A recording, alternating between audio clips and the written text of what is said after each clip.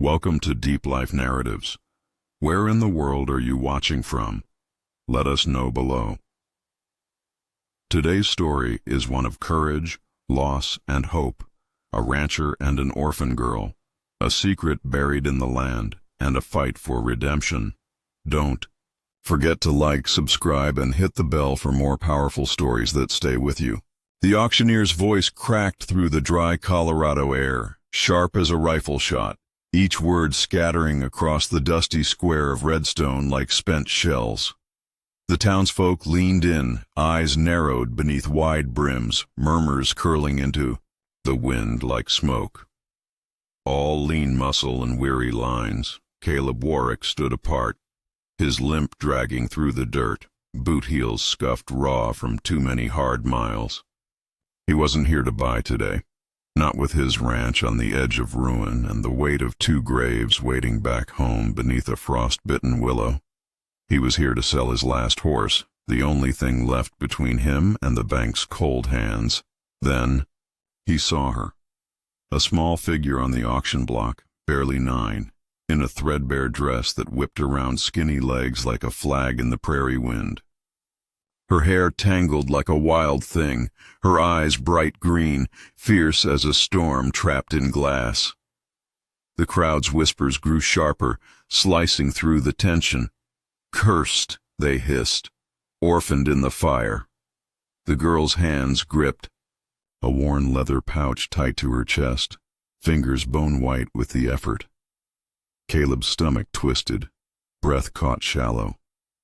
His gaze locked on the glint of something silver peeking from the pouch, a broken coin, half a memory shining in the dusk. No one else noticed. The auctioneer's voice barked, "Who'll take her?" Caleb's hand rose, slow, almost against his will. His last $4 clinked into the auction pot. The town stared, frozen. What he did next will shock you to your core. Caleb Warrick guided his weary mare along the winding trail to his ranch, the sun casting long shadows over the frost-laden landscape. Beside him, Lila May clutched her leather pouch tightly, her green eyes scanning the unfamiliar terrain. The wind whispered through the pines, carrying the scent of impending snow with it.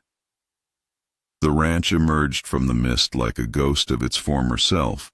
The barn leaned precariously, its roof sagging under the weight of neglect. Fences stood cracked and broken, offering little resistance to the elements. 2 weathered headstones rested beneath a frost-covered willow, silent sentinels of Caleb's past. Inside the cabin, the air was thick with smoke and aged timber. Caleb stoked the fire, its warmth barely penetrating the chill that clung to the walls. He motioned for Lila to sit, offering her a threadbare blanket. She complied silently, her gaze never leaving the flickering flames. Word of Caleb's purchase spread quickly through Redstone. Whispers filled the saloon and general store, townsfolk questioning his judgment. "Foolish," they muttered, "bringing that cursed child here." Vance Cutler observed the ranch from a distant hill, his silver-tipped cane catching the light.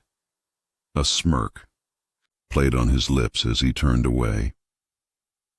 Days passed, and the silence between Caleb and Lila was unbroken. She moved with purpose, tending to chores without instruction.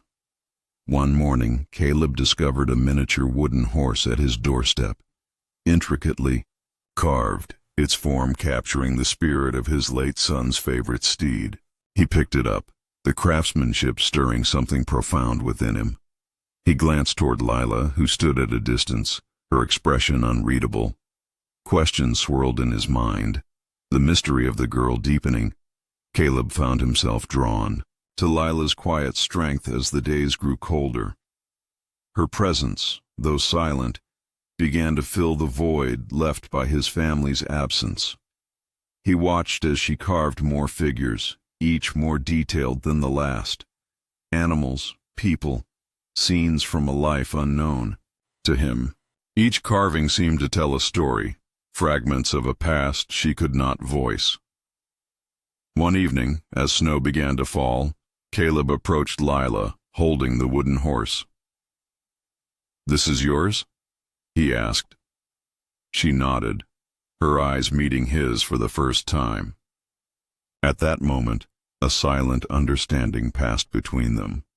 He placed the carving on the mantel, its presence a symbol of a bond forming in the quiet of the Colorado winter. The ranch, though still battered, began to show signs of life. Fences were mended, and the barn was reinforced. Caleb found purpose in the daily tasks, his limp less pronounced as he moved with renewed vigor. Lila's carvings adorned the cabin, each a testament to her resilience and creativity. Yet the shadow of Vance Cutler loomed. He watched from afar, his intentions veiled. The townsfolk remained wary, their gossip persistent. But within the confines of the ranch, a fragile peace took root, nurtured by shared silence and unspoken understanding. As winter tightened its grip on Redstone, Caleb and Lila faced the challenges together. Each day brought new trials, but also moments of connection.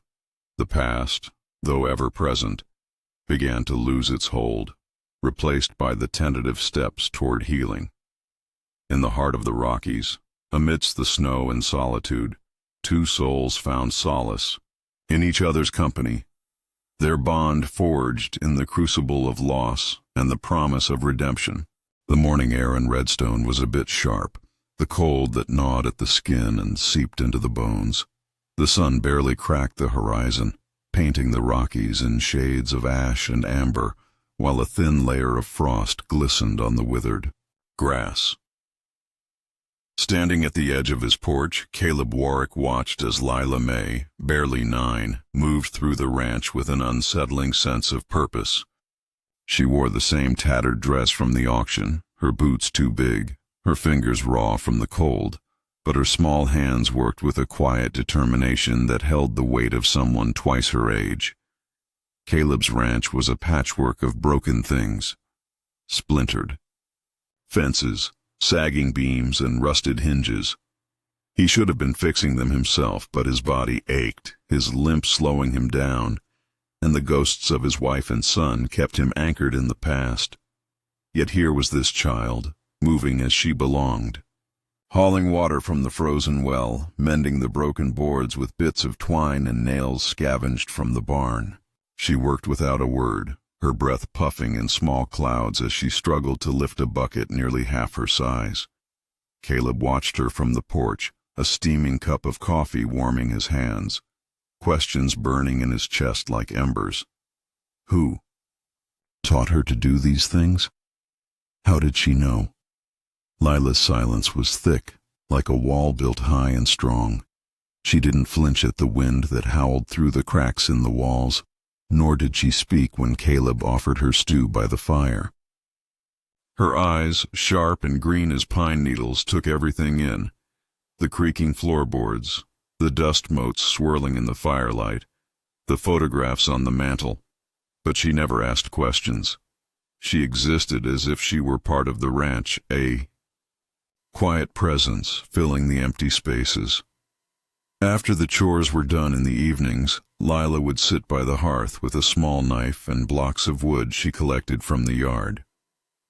Caleb first noticed it the night after a heavy snow when the cabin's walls seemed to press in close. He found her seated cross-legged by the fire, carving something with an intense focus that looked like prayer. The wood shavings curled at her feet, and when she finished, she placed the carving carefully on the mantel. A wolf, small and fierce, its posture caught mid-snarl, a spiral carved into its flank. Caleb picked it up, tracing the intricate lines with a calloused finger, feeling an unexpected pang in his chest.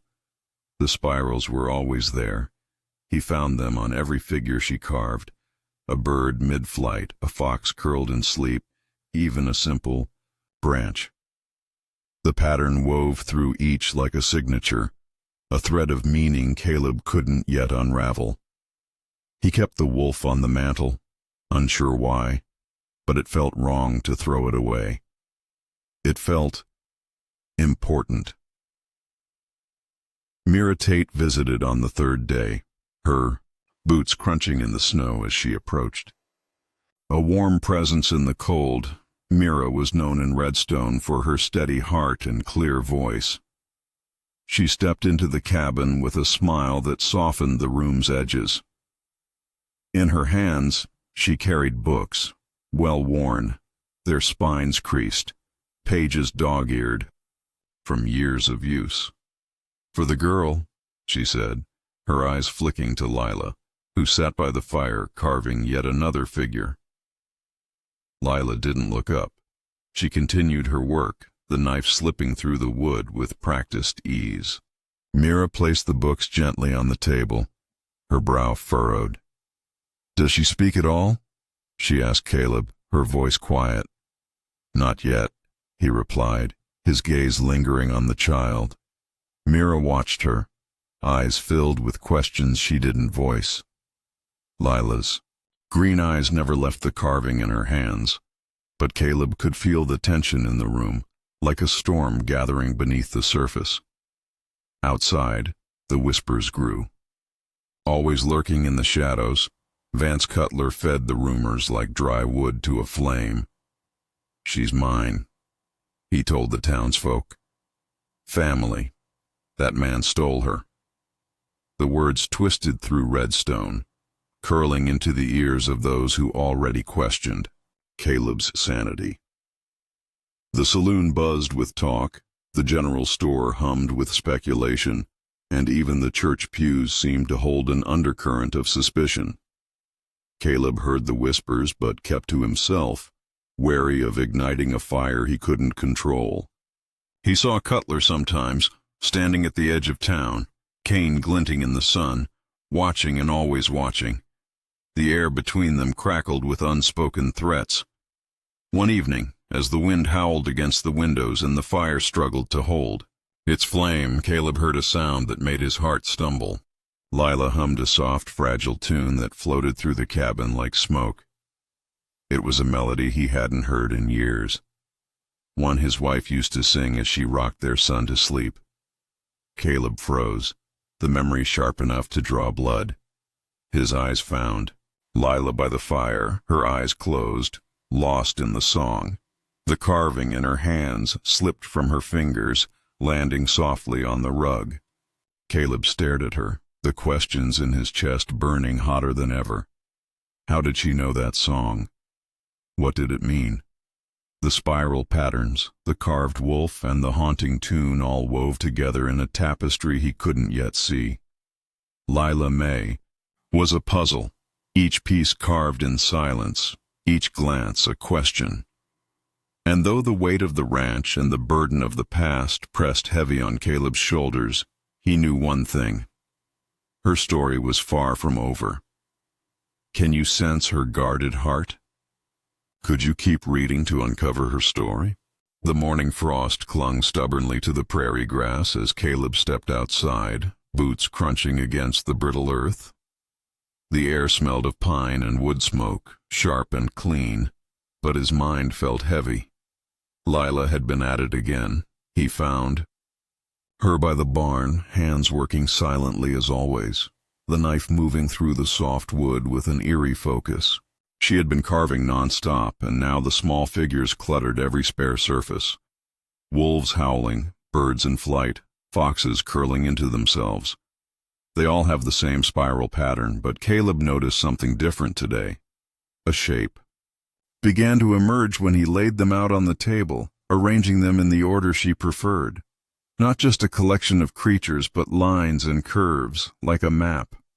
He traced the pattern with his fingers, following the spirals that seemed to guide him beyond the ranch boundaries, past the familiar hills, toward a place he didn't recognize.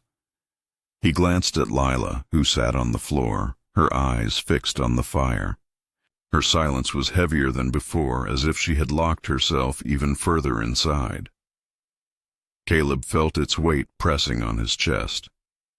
He thought about asking her what the carvings meant, but the words wouldn't come. Instead, he sat beside her, holding one of the figures in his hands, the wood warm from the firelight. Later that day, Sheriff Hollis Reed arrived, his face weathered and lined, his eyes sharp with something Caleb couldn't place. Hollis glanced at the figures scattered on the table, then fixed Caleb steadily. "You need to be careful," he said, voice low. "Cutler's been talking. Land deals, titles, deeds. He's stirring up trouble and folks are listening. That girl, she might be tied up in it somehow." Caleb's stomach twisted, the thought of Cutler's silver-tipped cane tapping on the saloon floor echoing in his ears. Hollis leaned in, lowering his voice. "Watch your back, Caleb. You're not the only one watching her." That night, thunder rolled in over the plains, low and distant at first, then crashing like a cannon against the cabin's walls. Lila flinched, with each crack, her small body recoiling into the shadows. Caleb sat across the room watching her. The storm reflected in her wide, frightened eyes.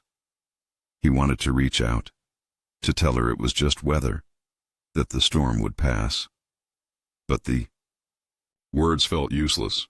He thought about his son, Eli, remembering how he'd huddle under blankets during storms, how Caleb would pull him close and whisper stories until the fear passed. His throat tightened at the memory. The storm raged on, and Caleb moved to sit beside Lila, their backs against the cabin wall. He spoke softly, telling her about Eli's favorite story, about a coyote who outsmarted a bear by pretending to be a shadow. As he spoke, he felt Lila's breathing slow, her body tense but less rigid. She didn't say a word, but when the storm finally quieted, she reached out and placed a carving in his lap. A coyote, spiral carved into its flank, its head tilted like it was listening. Days later, while sweeping the cabin floor, Caleb's boot caught on something beneath Lila's cot. He knelt and pried up a loose floorboard, and there, hidden beneath the slats, he found a carving unlike any of the others. It wasn't an animal this time, but a wagon, flames licking up its sides, the wood charred at the edges as if she had burned it herself. His breath caught in his throat, a cold realization sinking in. This wasn't just a child's imagination, a memory, a piece of her story she couldn't speak aloud. Caleb sat back on his heels, the burning wagon heavy in his hands. Lila watched him from across the room, her eyes dark, unreadable. The cabin seemed to shrink around them, the storm's echoes lingering in the walls. Caleb understood then that Lila's silence wasn't emptiness but survival. And the carvings? They were her voice, her way of telling the story she couldn't say with words. The map, the animals, and the spiral pattern led somewhere. The question was where, and did they have enough time to find out before Cutler made his next move? The saloon's doors swung open with a sharp creak, the scent of whiskey, sweat, and wood smoke curling into the air. Caleb stepped inside, boots heavy on the worn floorboards. The murmur of voices cut short as eyes turned to him. The room shifted, uneasy. Vance Cutler leaned against the bar at the far end, his silver-tipped cane resting beside him, fingers drumming a slow rhythm on the polished wood. His gaze fixed on Caleb, cold and sharp as a blade. Cutler's smirk spread slow, deliberate. "Caleb." "Warrick," he drawled, voice smooth but edged with iron. "I believe you got something that belongs to me." Caleb's jaw clenched, the saloon's air thick with tension. He crossed the room, each step deliberate, until he stood a breath away from Cutler. The drifter's cane tapped once, a faint metallic ring. "That little girl, Lila, she's mine by blood, and you've no right keeping her." Caleb's voice was low, measured. "She's not yours." Cutler's eyes narrowed, the smirk hardening into a sneer. "You think you're some hero? A savior? That girl's just a pawn. And you're a fool if you think you're protecting her. His fingers drummed again, slower, deliberate. There's a deed, Caleb. Stolen. Hidden. She's tied to it, whether you like it or not. Caleb's hand twitched toward his belt, a muscle ticking in his jaw. For a moment, the saloon held its breath. The bartender froze mid-polish, a glass trembling in his hand. Caleb's fingers hovered over the worn leather of his holster, but he forced himself to stop, breathing sharply through his nose. "Stay away from my ranch," he said, his voice steel. Without another word, he turned and walked out, the tension trailing behind him like smoke. That night the wind howled through the valley, rattling windows and tugging at loose boards. Caleb sat by the fire, his mind heavy with Cutler's words. Lila sat cross-legged on the floor, her knife moving in steady, silent strokes as she carved another figure. This time, a coyote, its tail curled tight, spiral etched deep into the ghee wood. A sudden crack shattered the quiet. A rock crashed through the window, glass sprang across the floor. Caleb jumped to his feet, heart racing, as Lila flinched, shrinking into the shadows. He spotted the note tied to the rock, scrawled in a rough hand. "Give her up, or burn." The fire's glow flickered against Caleb's face, carving shadows deep into the lines of his skin. He read the note twice, jaw clenched tight, then glanced at Lila. Her hands trembled, the knife slipping from her fingers. For a long moment, the only sound was the crackle of the fire and the wind pressing against the walls. Finally, in a voice barely above a whisper, Lila spoke.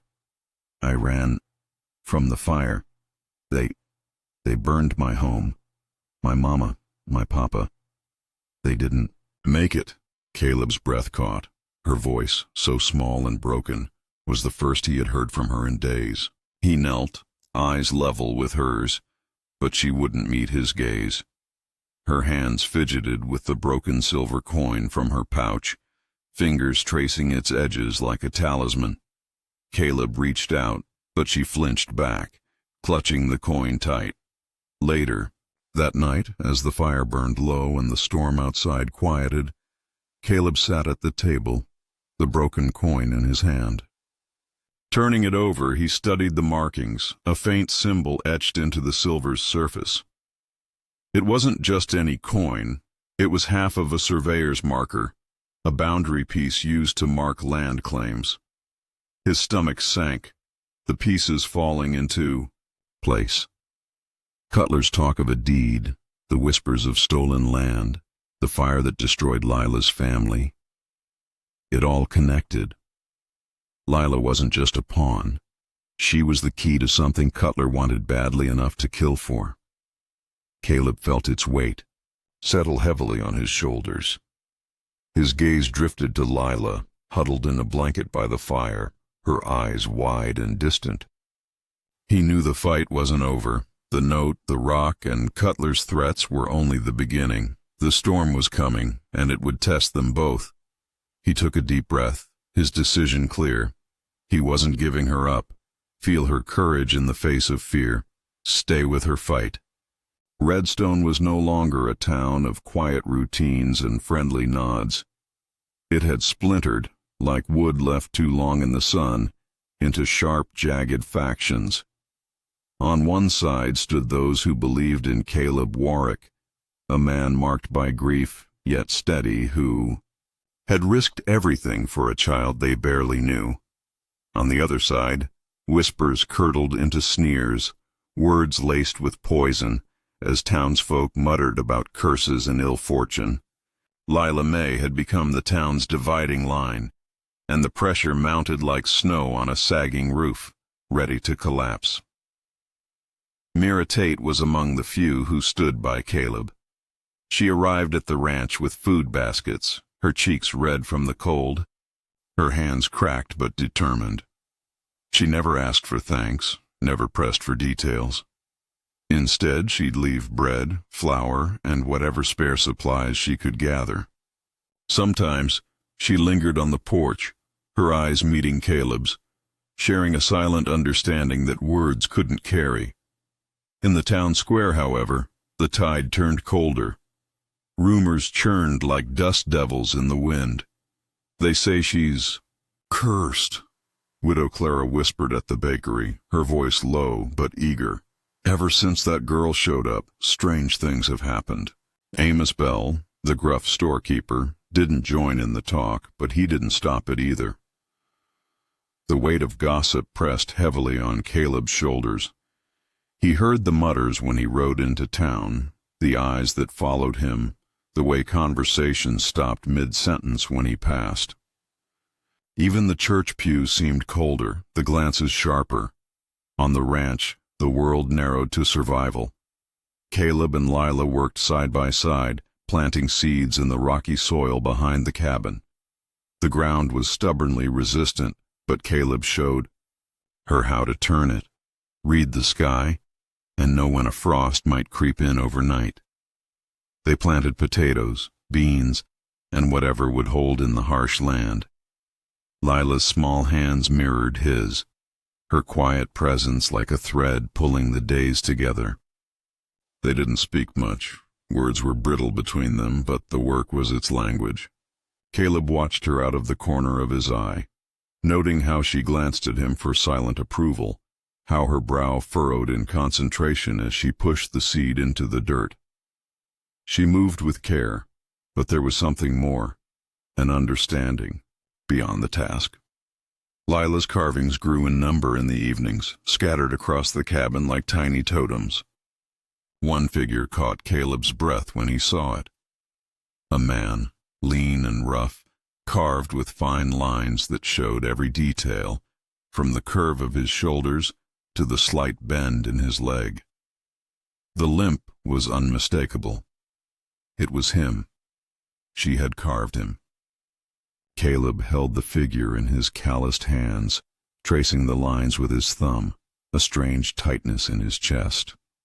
Lila watched from the corner, her eyes steady, waiting for his reaction. He placed the figure gently on the mantel, a quiet acknowledgement, passing between them. It was trust, small and fragile but absolute, but peace was a thin veil. At dusk, shadows moved on the ridgeline. Cutler's men, dark shapes outlined against the dying light. Caleb watched them from the porch, the rifle across his lap, heart heavy but steady. They didn't approach yet, but their presence was a message as clear as any words. Trouble was circling closer every day. The twist came from Widow Clara, her voice urgent when she pulled Caleb aside at the general store. "Caleb, you need to know," she whispered, her breath fast, eyes darting. "Cutler's been paying off the land clerk and bribed him to forge claims on your land. That girl, she's mixed up in it somehow. It's all connected." Caleb's stomach dropped, the pieces clicking into place like a trap snapping shut. The broken coin, the talk of a deed, Cutler's interest in Lila. It all made sense now, a dark web woven under their feet. He left the store without a word, his mind racing. The weight settled on his shoulders, heavier than he had carried before. Back at the ranch, Lila sat by the fire, her hands busy with another carving. Caleb watched her, his heart a storm of questions. The stakes had shifted. The quiet war they had been fighting had become far more dangerous. The ranch wasn't just a patch of land. It was the center of a battle they hadn't even known they were in. And Lila, silent, watchful Lila, was the key to it all. The morning sun barely broke through the mist when Caleb and Lila set off, the air brittle with frost, the Rockies rising like jagged teeth against the horizon. Caleb's heart pounded beneath his coat as they moved across the frozen earth, their footsteps muffled by the snow. He had tracked Cutler's men for 2 days, following boot prints and broken brush until they led him to the mouth of an abandoned silver mine carved into the mountain's side. The mine loomed dark, the entrance gaping like a wound in the earth. Caleb's fingers tightened around his rifle as he motioned for Lila to stay back. She obeyed, her eyes wide, clutching the broken coin in her fist. They crept forward, Caleb's breath shallow, the cold bit into his skin, and each step echoed in his ears. Inside, the mine swallowed sound, the air damp and heavy. Caleb could hear the faint voices of Cutler's men deeper inside, low and muffled like distant thunder. His heart hammered, pulse a drumbeat in his ears. The tension snapped when a figure emerged from the shadows. Cutler, silver-tipped cane, glinting even in the dim light, his smile a flash of teeth in the dark. "Looking for something, Warrick?" Cutler's voice was slick, like oil on water. "I'm here for the girl's truth." Caleb growled, rifle raised. A gunshot rang out. Caleb fired, grazing Cutler's arm. The drifter cursed, stumbling back into the mine as chaos erupted. Cutler's men fired wildly, bullets sparking off the stone walls. Caleb dove behind a boulder, breath ragged, returning fire. He heard Lila's sharp breath and saw her small frame dart behind crates. The loud and disorienting firefight echoed through the cavern, smoke thickening the air. Caleb's hands shook, but his aim held. The clash lasted minutes, but felt like hours until Cutler's men fled deeper into the mine, Cutler clutching his bleeding arm. When the dust settled, Lila stepped forward, her face pale but determined. Her gaze scanned the cavern walls, her eyes catching on a half-buried box in the dirt. She knelt, pulling it free. Caleb joined her, his heart racing as they pried it open. Inside, wrapped in a scrap of cloth, lay a tarnished locket. Lila opened it with trembling fingers. Inside was a faded photograph, two faces, a man and woman smiling, their eyes reflecting a world Lila had lost. Her breath hitched, a sound so soft yet shattering in the silent cave. Caleb leaned in, recognizing the resemblance to Lila, the curve of her cheek, the tilt of her smile, her parents. Proof, fragile and real. Beneath the locket, Caleb found a torn piece of paper, yellowed and creased. His hands unfolded it carefully, heart thudding. It was part of a land deed, the corner marked with an official seal. His breath caught. This was the link, the key to Cutler's scheme. Lila's family had owned land Cutler was desperate to steal. Her truth was revealed. Follow her to justice. Lila clutched the locket to her chest, tears streaking her dirt-smudged cheeks. Caleb rested a hand on her shoulder, steady and firm. He knew what they had to do next, return to Redstone and confront the lies head-on. The mine's walls seemed to pulse around them, holding secrets they had finally unearthed. The fight wasn't over. It had only just begun. The cold air outside the mine hit them like a slap, but they stood taller now, a bond forged in fire and truth. Caleb's mind churned, and the image of Cutler's sneer burned into his thoughts. He glanced at Lila, who wiped her tears on her sleeve, jaw set with quiet determination. She had found her voice not in words but courage, in the small, fierce acts that spoke louder than any speech. Together they turned toward the long road back to Redstone, the mine's secrets tucked in Caleb's pocket, Lila's truth beating strong in her chest. The ranch felt different when they returned. The wind still howled across the plains, but it carried a softer note, as if the land itself recognized their quiet victory. Caleb helped Lila down from the wagon, watching as she clutched the locket, tight, her fingers smudged with dirt, eyes red from weeping. The air smelled of pine and cold earth, a reminder that the world kept turning, storms or no storms. The fire crackled low inside the cabin, casting golden light on the walls. It felt warmer than Caleb remembered, though maybe that was just Lila's presence filling the space. Lila stood by the hearth, her voice breaking the silence for the first time in days. You didn't let me disappear." The words were soft and fragile, but they held a weight heavier than iron. Caleb turned to her, heart twisting at the rawness in her voice. He nodded, swallowing the lump in his throat. "No, kid, I didn't." The next morning, Mira Tate arrived with books tucked under her arm and a pot of stew in her hands. She greeted Caleb with a nod, but her eyes found Lila, and something passed between them. Recognition, maybe, or the quiet understanding of women who had lost more than they ever said aloud. Mira knelt by the fire and opened a book, her finger tracing the letters slowly as she whispered each sound. Lila sat beside her, eyes wide, listening hard. The first letters were shaky, but Mira's patience was steady. Caleb watched from the doorway, arms crossed, the scene softening something in him he thought long buried. As the days passed, Lila's voice grew steadier. Mira showed her how to shape words and hold stories in her hands. And one afternoon, as the wind rattled the windows, Lila whispered her full name, Lila May Carver. The syllables hung in the air, delicate but strong. Caleb felt a shiver run through him, a name now attached to the girl who had carved herself into his life.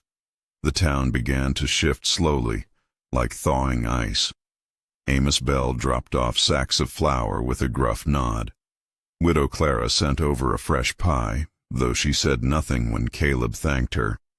Others followed, quiet deliveries of supplies left on the porch, small offerings of contrition for their earlier silence.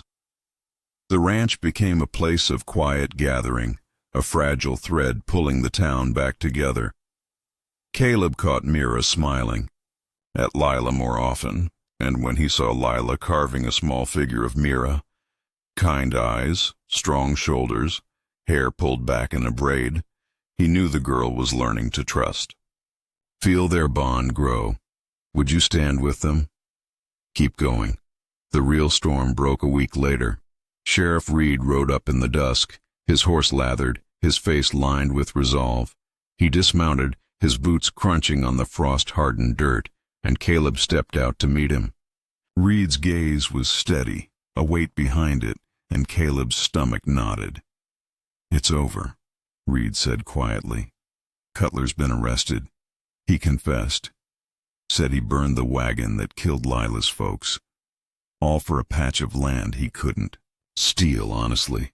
The words hung in the air, sharp as the mountain wind. Lila stood behind Caleb, her face pale but set. Caleb turned, placing a hand on her shoulder, feeling the tension in her small frame ease just a little. He nodded to Reed, his throat too tight for words. Justice, fragile as it was, had been served. The battered but standing ranch was no longer just a piece of land. It was a home, built not on deeds or claims, but on the resilience of a girl who refused to disappear and the man who refused to let her. Caleb's hammer echoed through the ranch, a steady rhythm marking the start of something new. The air was crisp, the sky painted in soft blues and gold, and the Rockies stood tall in the distance, their peaks dusted with fresh snow. Caleb worked slowly, carving Lila's name into the wood above the doorframe of a small room he had built just for her. The letters, Lila May Carver, stood proud, carved deep, a testament to the bond they had forged through fire and loss. Inside the room, the scent of fresh pine mingled with the warmth of the fire, and the walls seemed to hum with a quiet sense of belonging. Word spread through Redstone, and soon the townsfolk gathered. But it wasn't for an auction, hanging, or some grim spectacle. It was for a homecoming. They came with food, tools, and awkward smiles, standing in the yard as the sun sank low. Mira Tate arrived first, her eyes bright, and a jar of preserves was in her hands. Widow Clara followed, carrying a quilt she had sewn herself. Amos Bell offered a sack of potatoes and a rare, almost smile. Even Sheriff Reed, His badge glinting in the fading light stood among them, silent but present. The wind stirred, but it wasn't the bitter gusts of winter. It was softer, as if the prairie breathed easier. Caleb stepped onto the porch, his boots scuffing the worn wood, and looked at the crowd. He cleared his throat, his voice steady despite the moment's wait. "I want you all to know something," he said. "I'm adopting Lila. She's family now, my family." A hush swept over the yard, mouths open, eyes wide. For a moment, the world seemed to pause.